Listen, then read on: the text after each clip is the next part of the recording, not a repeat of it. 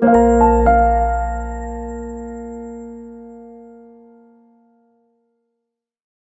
can go ahead.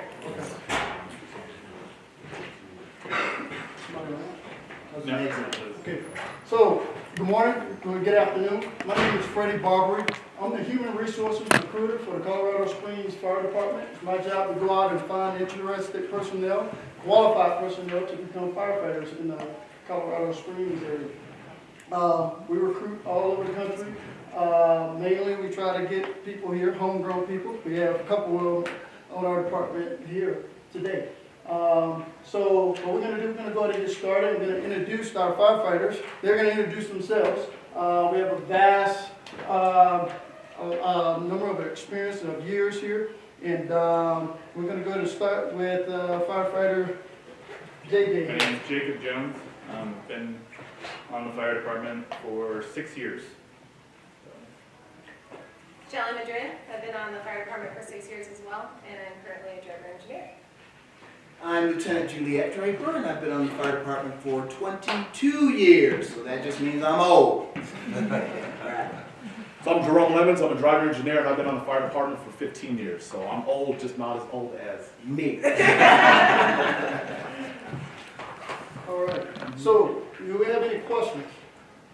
We're going to do it, basically, they're going to talk about their experiences. On there, we have 2 drivers, we have a lieutenant, and we have a firefighter. All of them are EMT qualified, no paramedics though, right? I'm a paramedic. Oh, you are paramedic, okay, I didn't know. So, please, ask questions. Yes? Anyone local? I am from here, grew up here. I was just telling him my kids literally go to the same elementary school I went to, so school district 11, and yeah, lived on the west side of Springs my whole life. So I was born here, I was born at the base, and I lived in Texas for a little bit when I was real little, but I grew up down in Pueblo, and been up here now for, I think, 8 years in the Springs. Any other questions? So, the mayor, the police chief, the fire chief, one of our main goals is to encourage diversity within the Colorado Springs Fire Department. As you can see, we have females, we have male, Latino, Hispanic, Asian, and we definitely go out, I go out, and I try to make sure that people understand that the fire service is for everyone. As you can see, we have a lieutenant, we have driver engineers, and one of the unique things about the driver engineers, and I always said after doing my first ride along with these guys, I said to myself, if I had to be on the fire department, I'd have to be a driver. It just blew my mind how they maneuver that vehicle, and some of the things about it is very unique because you just can't be a driver. It's a lot of, you can talk it. You have to have knowledge of the pressures, the amount of water it can hold, the different apparatuses, different gauges of water hoses for different pressures, for different types of fires, and all that type of thing. That was pretty unique to me when I got a chance to ride along with them. As a lieutenant, they get the opportunity, they're in charge of that apparatus. In some cases, they may be in charge of the entire station. Some the departments have 2 apparatuses, a truck and an engine. I got to make sure I get them right. The truck has the big ladder on the back, on the top, and the engine is the one with the hoses on it. It's the smaller version of the apparatus. You all want to talk a little bit about that? Go for it, John. Yeah, so we have the truck and the engine. So some of our, oh yeah, so I know, right? Oh goodness. So not all of our stations have both apparatus, but some of our stations do. So yeah, so we get to, our truck is more of our, it's a big tool compartment. So we have our ladders and do more of our rescues and auto extrications using the equipment that's on the truck. Then on our engine, that's more of our fire suppression where we have the water and the hoses and all of that good stuff. So we get to do both of those. We also have other vehicles. We have our brush trucks, and then we also have, Jerome was on our hazmat team, so we have our hazmat vehicles as well that are set up for that too. So there's a lot that you can learn and a lot of different apparatus that we get to use. So, Jerome, do you have anything else? Just the other specialty units she has, in addition to the hazmat one, we have our heavy rescue team, and then because of Seven Falls and Garden of the Gods, stuff like that, so we have our Hangle team. We actually have motorcycles in the city as well. So, you know, they go on trails and different stuff like that where it's hard to get access to it with the vehicle. The brush trucks you mentioned, 4x4 capability, but, you know, some of the trails you just can't get to. So, and then we have a mobile command vehicle and an air vehicle. So when we have, our TEMS, we got a TEMS unit that goes out with the SWAT team and El Paso County. And then when we have large incidents, we have a big air compressor that comes out and that swaps out bottles and stuff like that. So there's a whole bunch of things you can actually do here in the fire service as well. And then there's staff positions where, you know, they do things at the training academy and the division of the fire marshal as well. And then who's in finance? What division is that? SDF. As well. So, and then our medical division, which is huge, which is really a great majority of the calls we run are in the medical division. So we are all EMTs. So even though Lieutenant Draper here, she's a paramedic, so we do have paramedics. Not every rig has paramedic, but most of our engines on a daily basis will have a paramedic staffed on there. Our trucks typically don't, and then our squads we have paramedics also. But all of us as firefighters are all trained to at least a EMT level. The Colorado Springs Fire Department dates back to 1894. And actually this year is the 125th anniversary of their existence.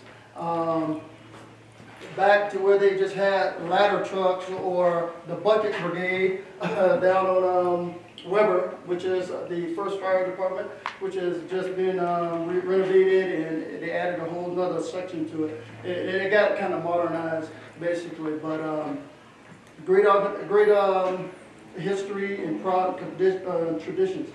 The Colorado Springs Fire Department is very competitive. To get onto this department is very competitive. There's testing criteria that we give to our applicants so that we pick the very best applicant. None of the testing is fire related. It is all situational. So a lot of people think you have to have a 2-year associate's degree or prior experience, which you do not. Did any of y'all have careers prior to becoming, I know you had, prior to becoming a firefighter? Please, share. So prior to, I did what any, I guess, typical American child would do, and went to college, and I got my 4-year degree and came out, and I worked in banking and was in the financial services for probably about 6 or 8 years in between there. And it wasn't for me. I didn't like it. I sat in a cubicle or I worked into a service center, and it just wasn't for me. And I knew that, and I wanted to do something more, and decided that I wanted to do something in the public service realm. So yeah. So I didn't have any experience prior to. And go ahead. Well, I went to college as well, but I got picked up right out of college to the fire department up in Washington State, so I did have a little bit of experience. So I didn't have any fire experience at all, and honestly, I have no desire to even want to be a firefighter growing up, just for transparency, because some people do. But I used to build homes before, so I did that for 5-6 years. Did some other stuff. I did some stuff, financial services as well. I always had the autonomy and freedom when I built homes. I wasn't always at the same place, and that's one of the things I enjoyed was every day wasn't the same thing, kind of sitting in a cubicle. And a buddy of mine had been trying to get me to come on for years, and I was just kind of kept on blowing him off. And then just one day it just kind of clicked and worked out. And I started kind of really looking at what a firefighter does. And one of the things that interested me is I actually wanted to be an investigator because I was thinking about going the PE route. And so I was looking at that and just started going through the testing process, and it's really kind of similar because, you know, every day is different. You know, you don't know, it could be one day you can go on 1 or 2 alarms, the next day you can go on like, you know, 23, 24 alarms, and, you know, you could have fires and there's traffic accidents and, you know, the hazmat and there's heavy rescue, and there's just so many different disciplines, and truly you can do whatever you want. You can make your career, you know, whatever you want to be. If you wanted to stay a firefighter, you can. If you wanted to promote on up and become a battalion chief, you know, you could do that as well. So, and the environment is fantastic as far as, you know, trying to help, you know, other people out and help them to grow and succeed. You don't get to see that a lot. And truly, if you want to move up, you can. I mean, there's nobody stopping you but yourself. So, Well, me, I wanted to be a firefighter, a police officer, and a soldier when I was a little girl. And I gotta give my dad credit because, you know, when your daughter says, "Daddy, I want to grow up to be a fireman and a policeman and a soldier," my dad said, and I quote, "You can be anything you want to be." Thank goodness. Thank goodness. Because I have a hard time sitting still. I have a lot of energy. I talk loud. I laugh loud. I take up a lot of space in the room, right? So cubicle ain't for me, right? So fortunately, I never thought, because of what my dad said, I never thought that I could not do these jobs. I always thought they were a possibility. And so I proceeded to figure out how to become a firefighter and a police officer and a soldier. The first thing I got to do was be a soldier. I went in the Army, and I got to be a firefighter in the Army. How about that? That was my job in the Army. I don't know a lot that they have those, but they do. And it's the same job, except the truck is safety yellow instead of red. That's the only difference. Okay? That's what they call that ugly color, is safety yellow. Right? And so, yeah, I'm in the Army, and I'm being a firefighter, I'm getting deployed and doing some stuff and having a good old time, and I decided to myself, because that's what I call myself when I talk to myself, it's time to get out of the military. So I started testing, took a bunch of tests and stuff, and the first time I took that battery of tests, I didn't do very well. Back in those days, they used to band us. So everybody in the band C was a C student. Everybody in a band B was a B student. Everybody in band A was the people that got the jobs. So the first time I took a battery of tests, I was in the C band, and I was salty. Because I wanted to be a firefighter and a police officer and a soldier. I got some more to go, right? I took a class about how to interview. Because as I stand before you now, as you can tell, it's hard for me to just stand here and not move around the room. Can you tell? I want to be moving around the room, and that's how I am when I'm sitting in a chair and I just have a really hard time, you know, not moving. And that doesn't go over well in an interview situation. I don't know if y'all know this. Okay? So I took an interview class and took the next battery of tests because they all seem to happen around the same time. I took police, I took fire, I took sheriff, I took lottie-dottie everybody. And fortunately, I got in the A band across the board. And I got to make a decision. And I, like my man Jerome here, was going to be PD.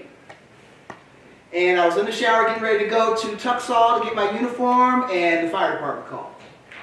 And I said to myself, Self, what are we going to do? We're going to stick with the fire thing. So that's when I got on the Colorado Springs Fire Department. And I'm originally from Cleveland, Ohio. Go Browns, they did all right this year, y'all. Oh, hey. Finally!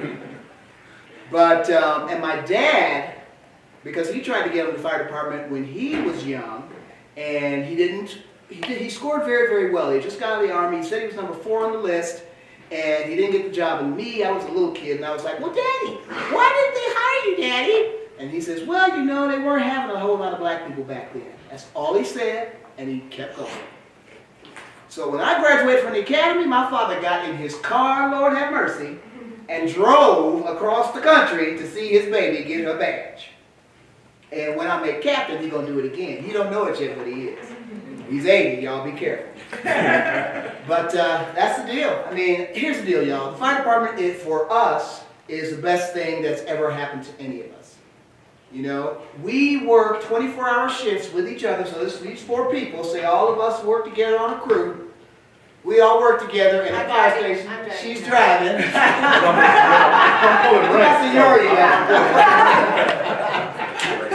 We all work together. We live together. We eat together. At my station, we have 1 bedroom. We all sleep in the same room. You know, if it's JJ's turn to cook, we got to eat what he fixed. Right? You better fix if something we need good. Groceries, we all get on the apparatus and we go to the grocery store.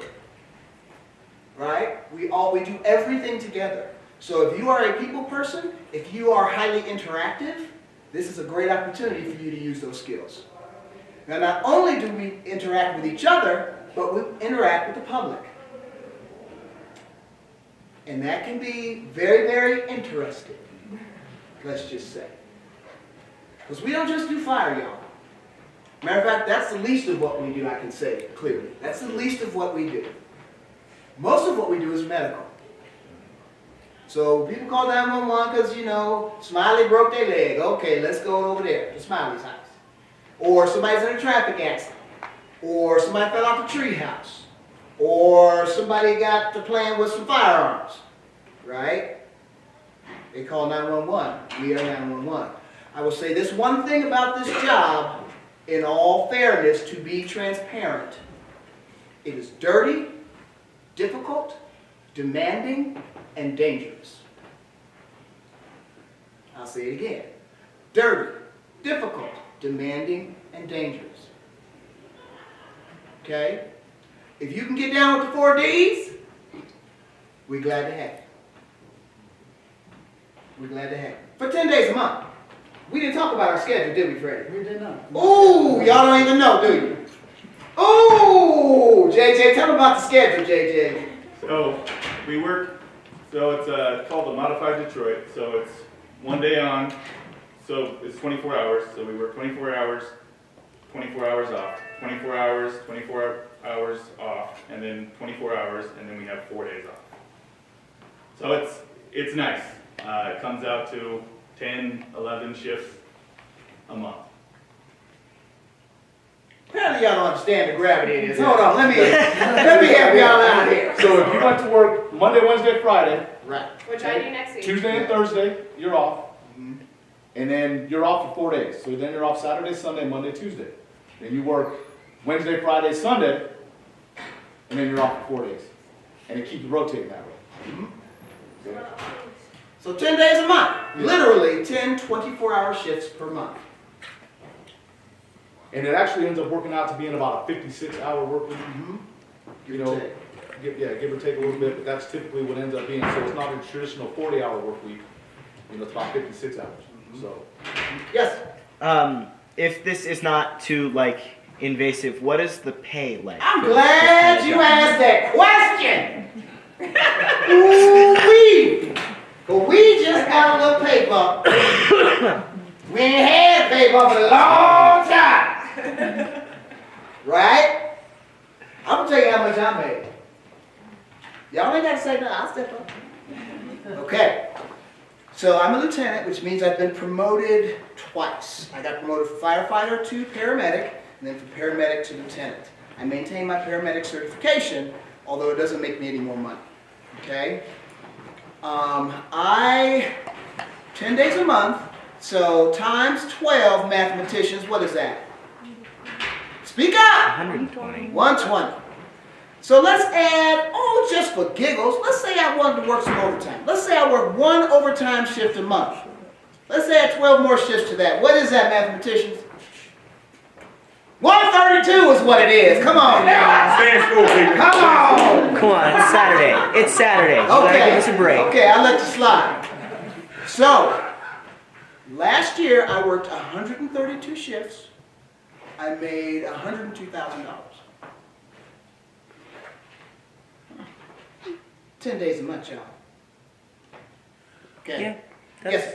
Okay, so is there an age requirement or limit? Excellent question. There is not.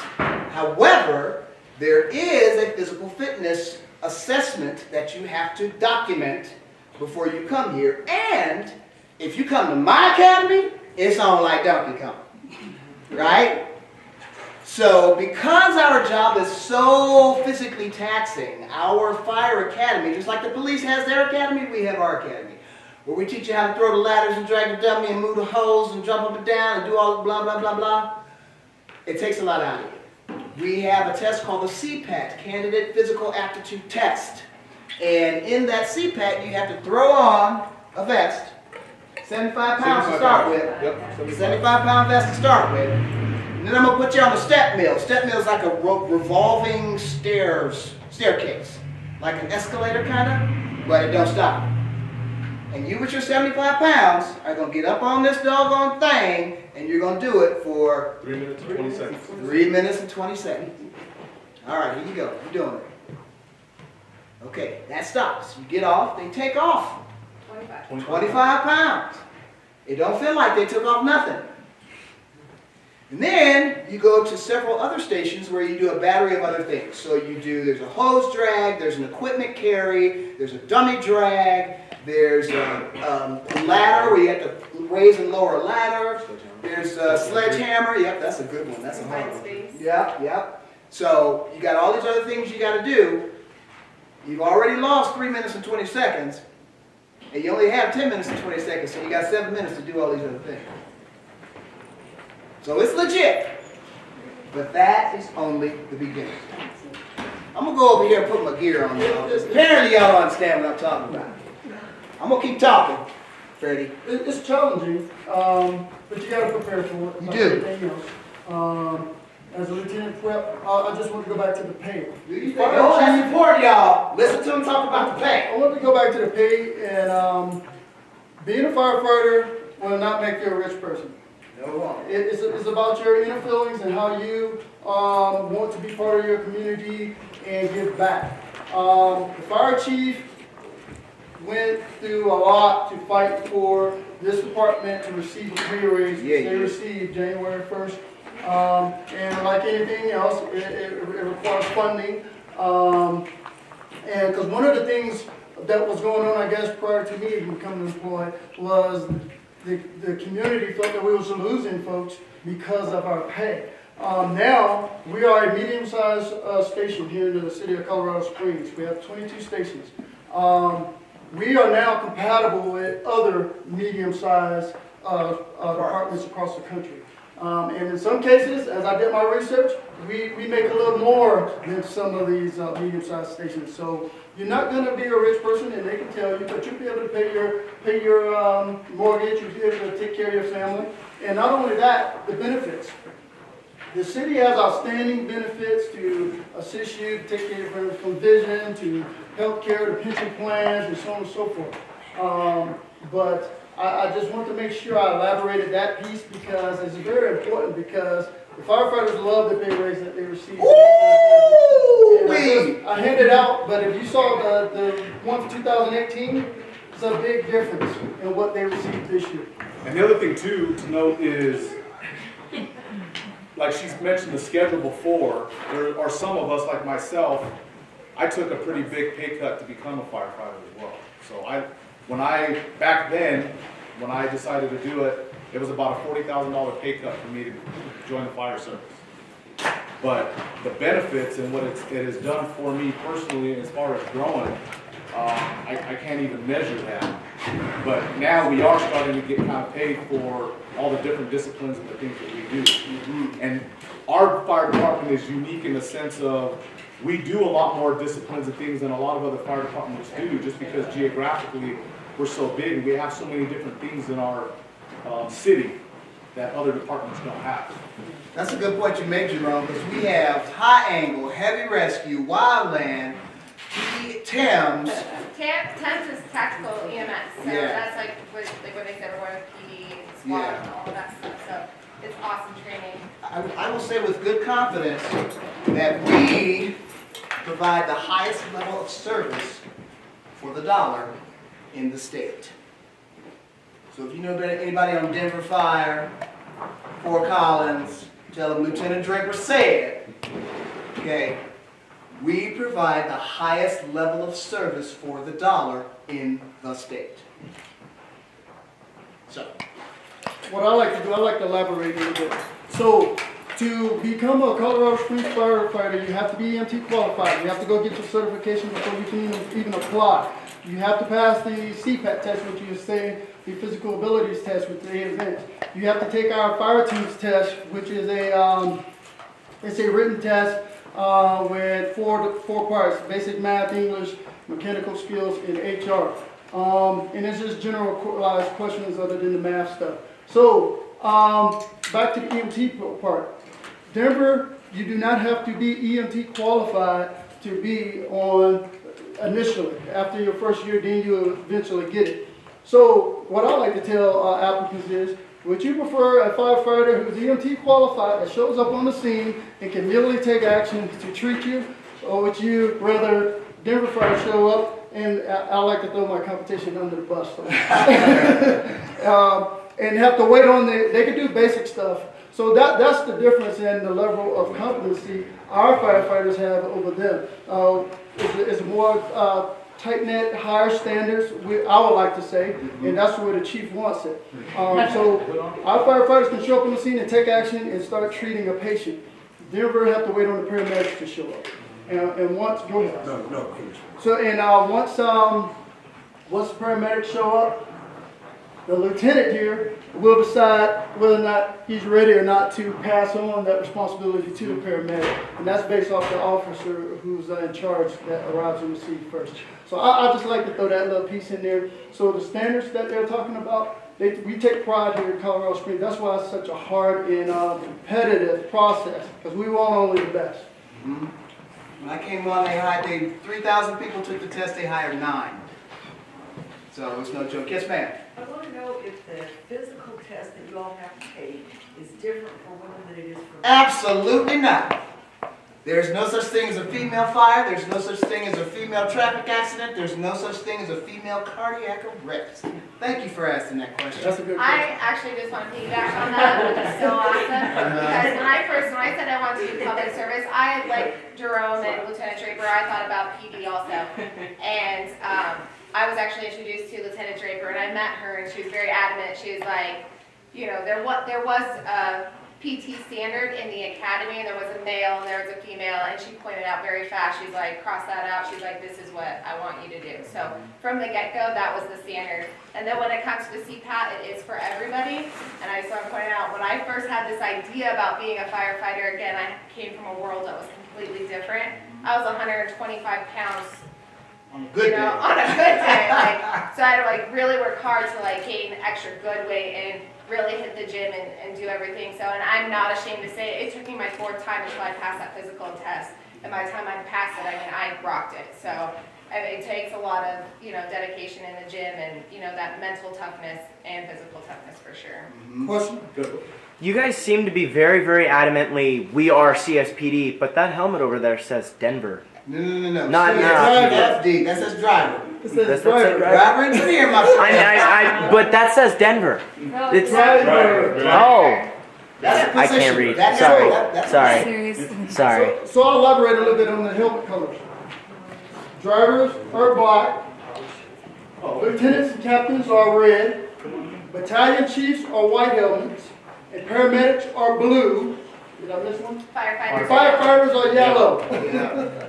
Anybody tell me why everybody has a different helmet color? Yes, sir. When you put on the mask and with all the smoke, you don't know who's You can't see it. That's a fact. They don't know who's male or female, don't know who's big or little, any of that, y'all. Trust me when I say, if I come out of my gear, Your butt tag. my butt tag, you got it? See? And that's how I know who she is. Yeah. And on the gender thing, I would like to just comment. So the standards are the same. And I talked to one of the drivers, I forget her name, over at Station 5. Carol, shout out. Carol, she, and I asked her, I said, so can you handle that hose by yourself? She said, of course I can. She said, y'all demanding, y'all don't care. Oh yeah, she's serious about it too. So- She's smaller than Shelly. Yes. So after the training, a lot of people that may not have the body size to,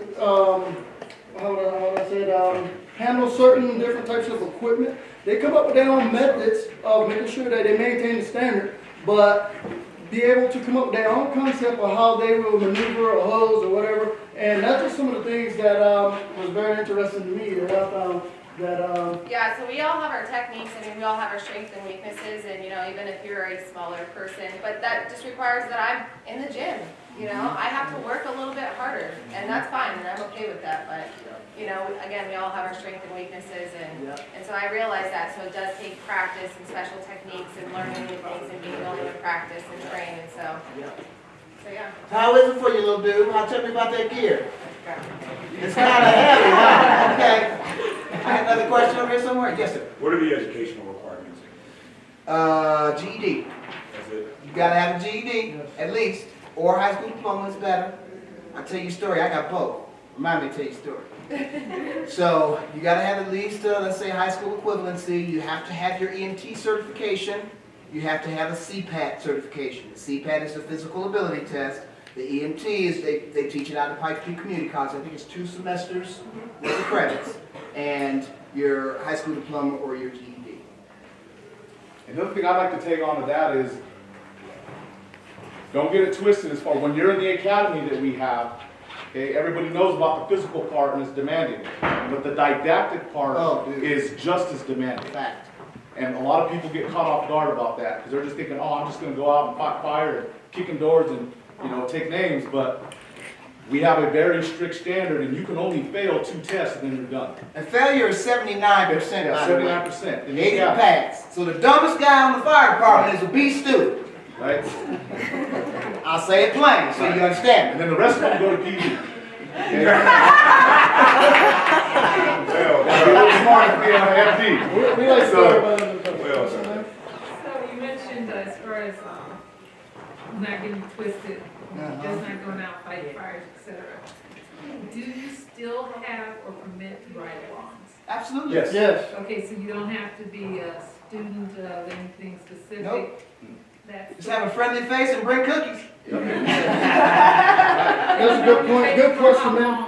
For how long? Because your shifts are 24 hours. So Right. how long? So if you call one of the stations and talk to one of the officers, a lieutenant or captain, and say I would like to do a ride along, you just only have to be 18. You wear closed-toe shoes and long pants. Dark pants, white shirt. Yeah. And they'll give you a vest, and you come in. They'll tell you to report there at 09 in the morning. You eat breakfast with them, you eat lunch with them, dinner, and from that point on to the end of the day, whenever you're ready to leave, you just stay with them through the process of that first shift. And I strongly encourage you, even if you're not interested in the fire service, go do a ride along. It's very interesting. I'm glad you said that, because when I first did it, when I first came on as the HR recruiter, I went out and did a ride along, and I went with Station 5, Lieutenant Miller. Yep, Bill. Just seeing how he jumped off the truck, they walked up to the situation, hysterical patient. He immediately took charge of the situation. His ability to interact with patients was just mind-blowing. And when he took that hectic situation and calmed the situation down, it would just amaze me, and I was just blown away by it. And you definitely have to be a people person and be able to relate to people's emotions and feelings. And like you said, what was the D she said? Dirty. Oh, dirty, difficult, demanding, and dangerous. My 4 Ds. But definitely, if you don't even have to be interested, just to know what the firefighters are doing in your community. They will welcome you. They'll talk to you every day. They'll give you their experiences. And it's just amazing to see them actually. And I like to say this: be part of the fire service. You have to separate Hollywood from reality. Totally different. And the last ride along I did, unfortunately, a 26-year-old guy killed himself, and it was just blown away. I couldn't believe I was sitting there watching this, and it was just amazing. But I mean, you see stuff like that, but it definitely will let you know whether or not it's for you or not. So. And we change as people. I want to point that out too, because again, back in the day when I was younger, I was previously married, and my husband worked in the ER at that time, and he'd come home and tell me these stories about blood and guts, and I'd be like, ew, don't talk to me about that. And when I grew up a little bit, I was like, oh no, this is helping people. I'm part of fixing the problem. I'm not part of anything else, and so you as a person, as you grow and you get some life experience, that'll change too. So. In one situation, there was a firefighter told me, he said they went to a call and they arrived, and an elderly lady was there, her son had left, she hadn't eaten all day. They took care of her, did whatever they needed to do for her. They went into the refrigerator and they made her a sandwich. So it's not all about fighting fires and all that kind of stuff. Sometimes it's just public service. And these guys do a great job of that. I'm telling you, it's just mind-blowing. That's why I encourage you to go out and do a ride along. Any other questions from anybody here? I know I'm asking a lot. No, please do. You look, as So you can what tell, we made have to you, talk about it. yeah. So what was the deciding factor between CSPD and the fire department? Like, what was the one thing that made you go to fire rather than PD? I can answer that for me. I can answer it for me too. It was pretty simple. I actually wanted to be a detective. I just didn't like the uniform. Just being out on the street, just flat out. Yeah. Like I could do the suit and tie. I even thought about maybe trying to do some DEA, FBI stuff. I just did not want to be, on the street. Because those guys put up with a lot. Yeah, they do. I mean, they really do. And the schedule. Those were the two things for me. For the reason, So I had the thought of the police department again, as far as public service, and then again, I met Lieutenant Draper here. So super motivating. And when she explained to me the possibilities of, doing the medical stuff, and then also doing the physical stuff, and then it just like working as a team, and I've always played sports growing up, so I'm used to that kind of environment, and I thrive in it, and I love it. So that just as a whole, that's what working as a team, and because everything we go to, we're working together. We live together, we work together, and so that, and PD, you're kind of all on your own and stuff like that. So, and then people always say this too: firefighters, people will run to firefighters, people are running away from them. Like we're everybody's friend. So it's kind of great to be out there, and people appreciate what we do, and it makes our job a lot better, fulfilling. So. For me, the difference between PD and FD was my family. They was like, we ain't gonna do this whole thing with the po-po and the bullets, and that is not you. Okay. So I chose the fire department. I think though that our perspective as firefighters is a lot broader, because even though we are called when things are going bad, we get a chance to make them good. We are team sport players rather than individual sport players. Does that make sense? So a guy that's going to play football as opposed to being a weightlifter. That's how we do. And we kind of feed off of each other's energy, and so if somebody comes in the station and they having a bad day, we all know it. We all know it. Or if somebody's having a good day, we all know that as well. So it just depends on what kind of vibe you want to get down with, And it is very, very different. And we love our friends in blue, we see them all the time on the same calls, But, they still yelling when we get there. Hey, move that, put that over there, hey! We're like, hey, how's it going, young lady? Everything okay? All right, how you doing? Yeah. Everything good? Yeah. You know what I'm saying? It's just a different vibe. But, and I think we have a pretty broad skill set as well, because we all have to know how to do ropes and ladders and medical equipment and hoses and, and just being able to interact with someone who is having the worst day of their life on a regular basis. Even though it may not seem like it's the worst day to you, it is to them. And so, and the ability to be able to, sit down with that, and if Grandpa died and Grandma found him, now we got to sit here with Grandma till the cops come. And what do you say?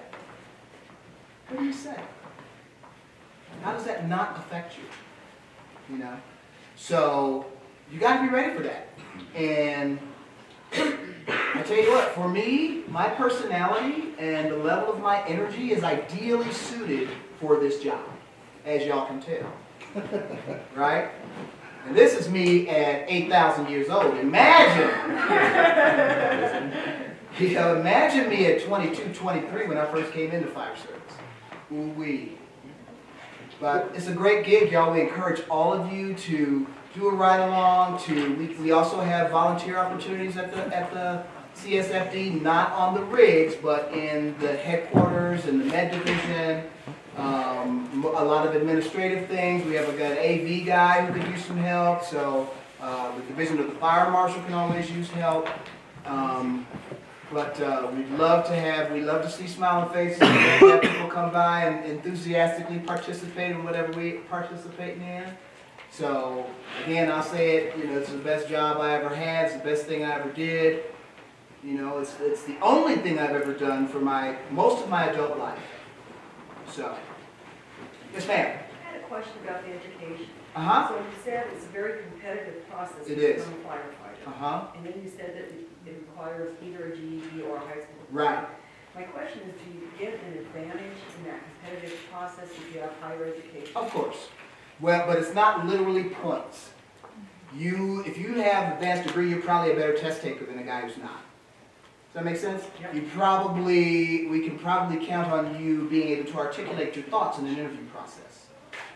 You know, perhaps better than someone who did. Not always the case, but, you know what I'm saying? So there is no point advantage.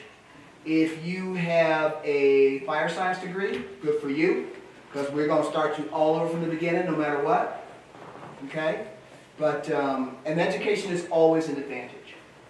It's perhaps not tangible and documentable, but it is an advantage. So 2018, we went through our 2018 recruiting year for our 2019 academy. So we recruit the year prior. So right now we're in our 2019 recruiting. So last year we tested over 2,000 people. Out of that 2,000 people, we banded, like you were saying about the testing, A, B, or C. It's basic. We only choose the A's. We chose 250 out of those 2,000 people to go to the next step, which is interview. That interview process is 4 panel members. It'll be 2 firefighters, 2 HR personnel, civilians, and we have HR civilians from the city, from the PD come in to help us out, and just to give us a different point of view as we receive some of the input from the applicant as we ask them questions. The interview process, each applicant has 20 minutes to answer 6 questions. We give the 6 questions and we place it in front of the applicant so that the applicant can read along, because some of those questions are 3-4 part questions. But the amazing thing, being an HR guy sitting on there listening to some of the applicants, and we tell them, you have 20 minutes to answer your 6 questions, so we're only going to ask you the question once. And some applicants will take 10 minutes talking about one thing, and we sit there looking at each other like, come on. This is about attention to detail, God, you know, and we weigh that a lot when it comes to, so you're being evaluated at every aspect, and those goes back into, like she was saying, the selection process. So out of 250 folks, we selected 73 from the interview process to move on. You get a conditional offer. That conditional offer is based off your application, your education. You give us all the certifications you've had, all that type of stuff. You take a polygraph test, a drug test, psychological test, psychological evaluation, over 800 questions that you have to ask. Do you like your mother and all that kind of stuff? And every aspect of what a person could possibly be thinking or have experienced, we'll ask it. So out of that, what was the last number I said? 75? 75